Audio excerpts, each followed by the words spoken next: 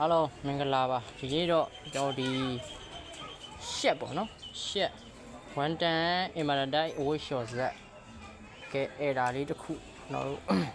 ရှင်းပုံရှင်းနည်းလေးရှင်းပြပေးပါမယ်ဒီဆက်ကရောက်လာတဲ့ပြစ်ချက်ကဗျ C01 error နဲ့ရောက်လာတာပေါ့ C01 error ဆိုရင်ကျွန်တော်တို့ဘယ်အပိုင်းတွေကိုစစ်ရမလဲဖြစ်လေဖြစ်တာရှိတဲ့ပြဿနာလေးတွေကိုကျွန်တော်တို့ဆွေးနွေးတင်ပြပေးမှာပါဒီကပြင် C01 error ဆိုရင်ကျွန်တော်တို့ဒီအနောက်မှာရှိတဲ့เนาะဒီ circuit board ဒီကောင်ကြီးနဲ့ဒီရှေ့မှာရှိတဲ့ display ဆက်ပြားပေါ့เนาะ display လက်ကွက်နဲ့အဆက်အသွယ်ပြတ်တောက်တာဆက်သွယ်ပြတ်တောက်တာဆိုတော့အကုန်လုံးပြတ်တာလားဆိုတော့မဟုတ်ဒီမှာဆိုရင် data ကြိုးလေးတွေရှိတယ်เนาะ data ကြိုးတစ်ချောင်းနှစ်ချောင်းသုံးချောင်းလေးချောင်းအဲ့လေးချောင်းက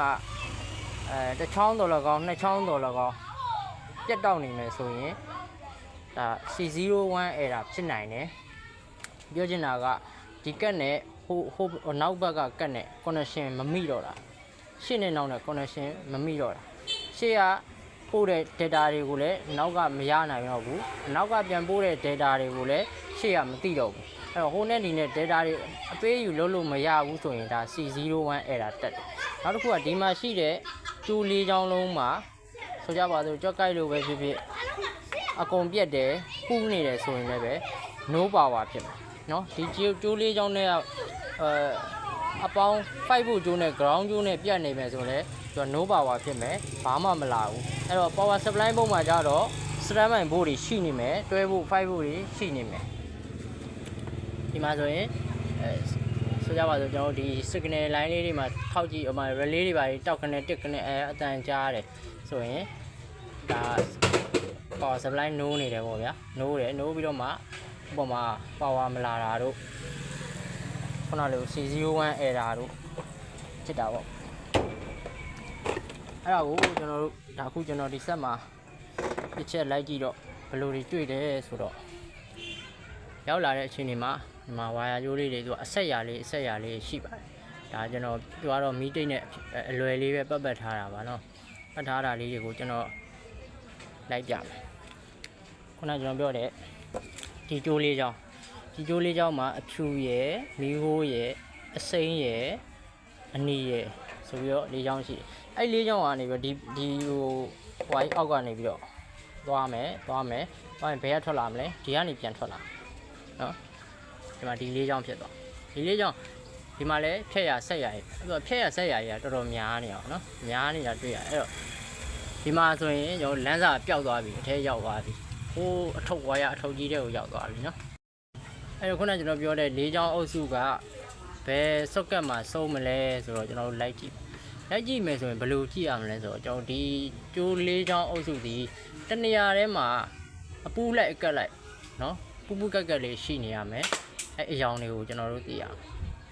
အဲ့တော့ဒီမှာဆိုရင် socket တွေအများကြီးပဲခုနလိုမျိုးကျွန်တော်လေးချောင်းရှိတဲ့နေရာကိုကြည့်တဲ့အခါမှာဒီနားလေးမှာတော့တွေ့တယ်เนาะအဖြူရယ်ဒီမှာဖြူရယ်အနီရယ်အစိမ်းရယ်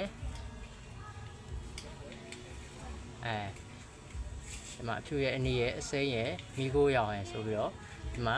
လေးချောင်းအတွဲလေးတော့တွေ့ဒါကဒီအုပ်စုဒီဒါ display အတွက် wire connection ထွက်ပေးထားတယ် display အတွက်သိရမယ်เนาะအဲ့တော့ဒီကထွက်လာတဲ့ wire ကြိုးလေးချောင်းဒီဟို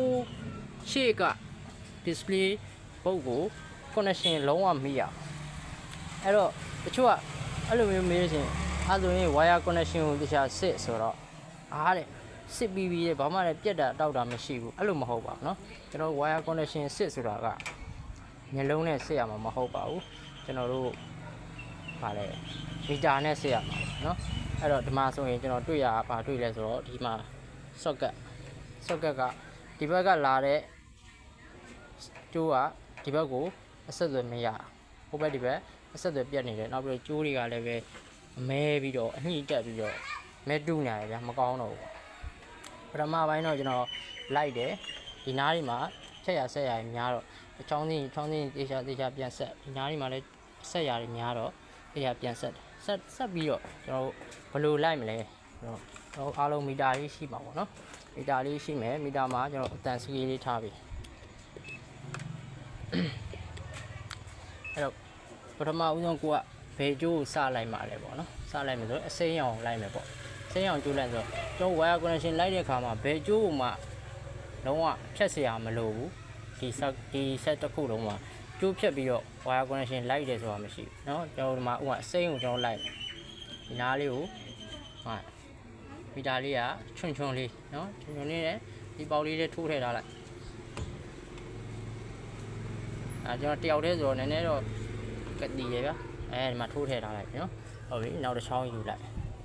ခုနကျွန်တော်တို့ကအစိမ်းရောင်ကို connection လိုက်မှာဒီမှာအစိမ်းရောင်ကကျွန်တော်ပေါင်းသွားပြီဆိုတော့တိတ်ပတ်ထားတယ်ဒီမှာလည်းတိတ်ပတ်ထားတယ်ဟုတ်ပြီဟိုးရှေ့ကိုဆက်သွားမယ်ဒီမှာအစိမ်းရောင်ကိုစမ်းကြည့်မယ်အတန်မြည်တယ်နော်အတန်မြည်တယ်ဒီအတန်မြည်နေုံနဲ့မပြီးသေးဘူးဘာဖြစ်လို့လဲ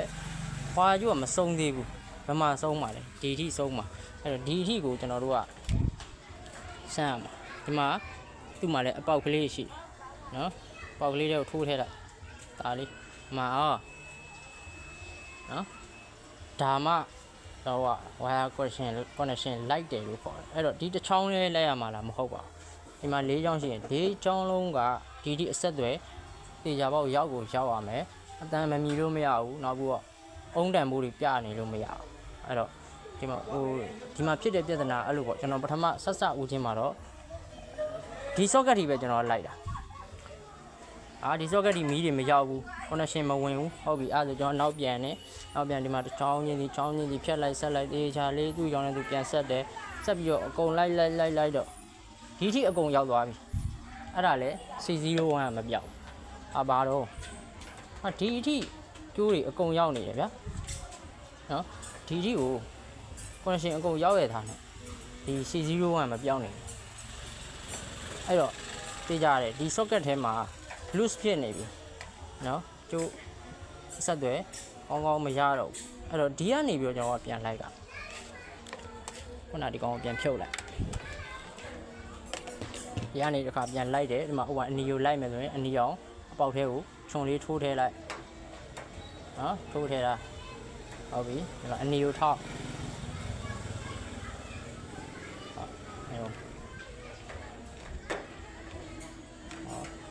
ခဏလေးကျွန်တော်တော့ဖုန်းတစ်ဖက်နဲ့ဆိုတော့ဗျာနည်းတေချာအောင်လှုပ်ပြီးမှလှုပ်ထားဆိုတော့အဲ့တော့လူ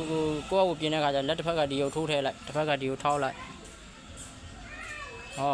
ညတက်တယ်နော်ဒါဆိုရင်ဒီဝါကျိုးကဒီ socket မှာအဆက်အသွယ်ကောင်းရှိအဲ့လိုပဲကျွန်တော်တစ်ချောင်းချင်းထောက်တဲ့အခါမှာဒီကြံတဲ့၃ချောင်းကအဆက်အသွယ်မကောင်းဆိုတာလုံးကြီးပြက်နေတာလည်းမဟုတ်ပြန်ဘူးအုံတန်မိုးတွေပြအုံတန်မိုးတွေရှောက်ပြ